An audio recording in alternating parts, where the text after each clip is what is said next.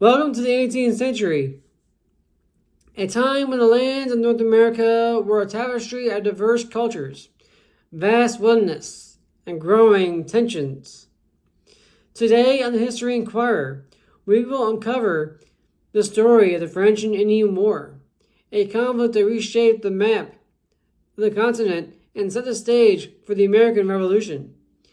This war wasn't just about France and Britain. It involved a complex web of alliances with indigenous nations and had consequences that would ripple across the globe. But how did it all get started? What were the major battles? How did it all end? What was its legacy? Its aftermath? I'm glad you asked. So now let us dive into the origins of this conflict, the battles that defined it, and the legacy it left behind.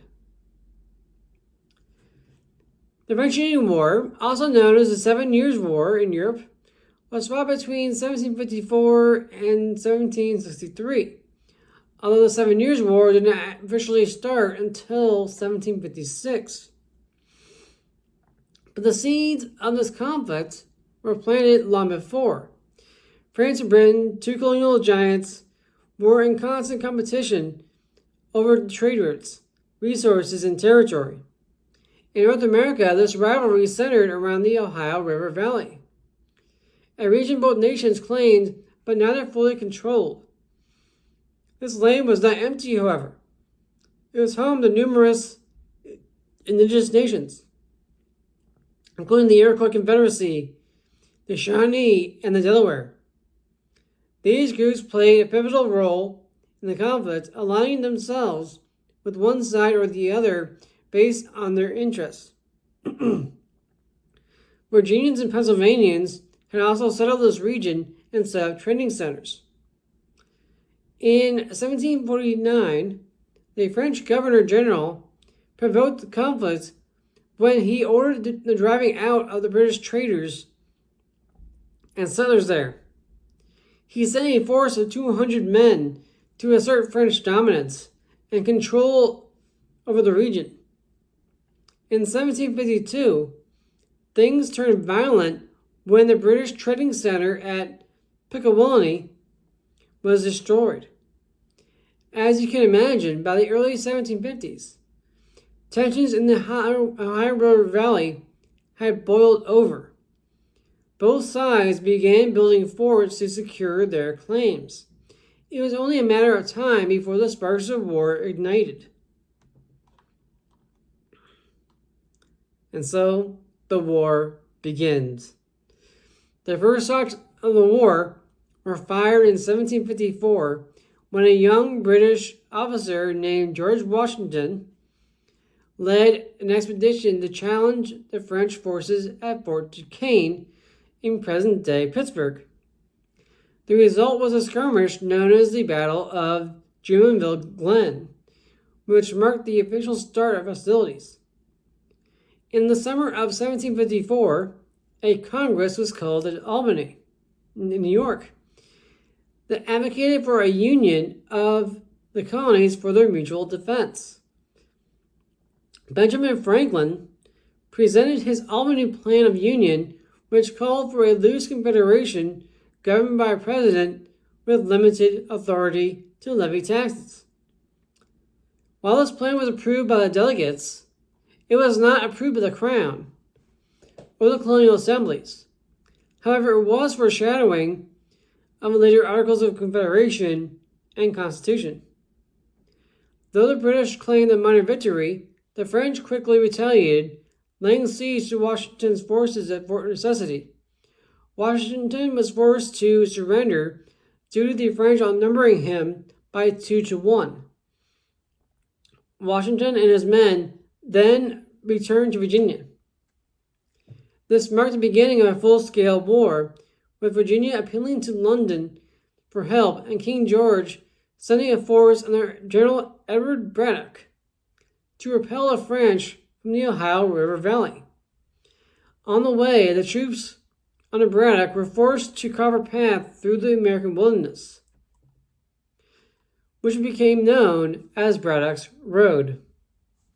Along with General Braddock were several men who would later serve during the Revolutionary War, including George Washington, Charles Lee, Horatio Gates, Thomas Gage, who fought for the British, Daniel Morgan, Daniel Boone.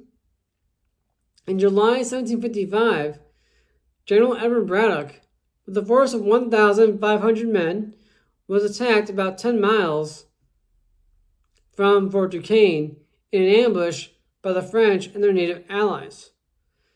Braddock was mortally wounded, and over 900 men were either killed, wounded, or captured. This would become known as the Battle of Monongahela. After this, the Indian nations, allied to the French, raided colonial settlements in Pennsylvania, Maryland, and Virginia. During the British losses, despite the British losses, they were successful in establishing control over Nova Scotia. They also sought out allies among the various Native Americans tribes to assist them in their war, since it was partly due to the lack of Indian allies that caused Braddock's defeat. He only had 8 scouts and didn't treat them very well, so yeah. And here comes the turning point. For the first 3 years, the French held the upper hand. Their knowledge of the terrain and their strong alliances allowed them to win several key battles. However, the tide began to turn in 1756 when Britain officially declared war, followed by increased military spending and the adopting of new strategies under the leadership of Prime Minister William Pitt, who took office in 1757. Now, 1756 would also mark the beginning of the 7 Years' War, as the French-Indian War is known in British Isles and Europe.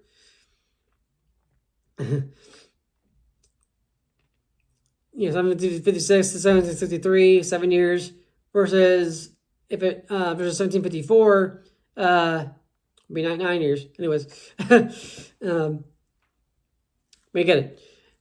Pitt encouraged the use of Indian allies, appointed good officers, focused the war effort on North America, and asked the colonies to raise more troops for their defense, and told them the Parliament covered the cost, which would then end up being delegated back to them in the form of unpopular taxes after the war.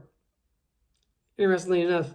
In an effort to gather intelligence on French positions, the British sent Captain Robert Rogers and his men, known as Robert's Rangers, on a scouting mission in January 1757.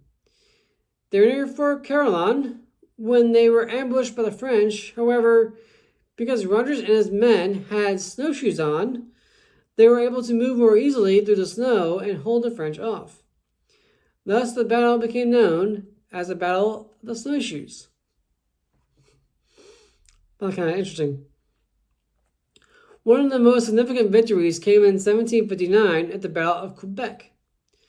British forces, led by General James Wolfe, defeated the French under General Montcalm in a daring attack on the Plains of Abraham. This battle effectively sealed the fate of French Canada.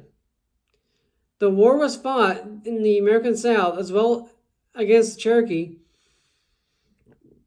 who were allies to the British initially, but were treated poorly and attacked by Virginians, who thought they were working for the French, apparently. But anyways, they ended up siding with the French, the Cherokee. The French encouraged the Cherokee to attack the British, and the conflict escalated to the point that the Cherokee laid siege to Fort Prince George in South Carolina and Fort Loudoun in Tennessee. The garrison of Fort Loudoun surrendered in 1760. However, as they were retreating, the Cherokee attacked them out of revenge for their fellows who had been massacred at Fort Prince George. The Anglo-Cherokee War ended following Lieutenant Colonel James Grant's expedition into the backcountry, where he burned 15 Cherokee villages, forcing them to seek peace. The peace treaty was signed in Charleston on September 23rd, 1761. In 1762, Spain entered the war on the side of France. In response, the British attacked Havana in Cuba, leading to heavy losses on both sides. However, on August 13th, Havana surrendered. The war officially ended in 1763 with the Treaty of Paris. France ceded most of its North American territories to Britain, including Canada and all lands east of the Mississippi River. Spain and allied France ceded Florida to Britain in exchange for territories west of the Mississippi. However, the indigenous nations who had fought in the war were largely excluded from the peace negotiations. Their land and autonomy were now at the mercy of British colonial policies, leading to further conflicts such as Pontiac's Rebellion. And about Florida there, so Spain ended up giving Florida to the British. However, Spain did end up getting it back. Story for another time, but yeah, they got it back, and then the United States ended up getting it. So, story for another time. French and Indian War was more than just a colonial conflict. It was a turning point in history. The war left Britain deeply in debt, prompting the Crown to impose new taxes on its American colonies. Remember what I said about those taxes earlier? This in turn fueled resentment and laid the groundwork for the American Revolution. No taxation without representation. In Canada, the war solidified British control and sowed the seeds of a bilingual nation. In the United States, it was a crucible that shaped the future leaders of a new republic. The French and Indian War may have ended centuries ago, but its impact is still felt today. It was a conflict that changed nations, cultures, and the course of history. Thank you all for watching. Please remember to like, comment, and subscribe, and I'll see you all next time on the History Inquirer. Thank you.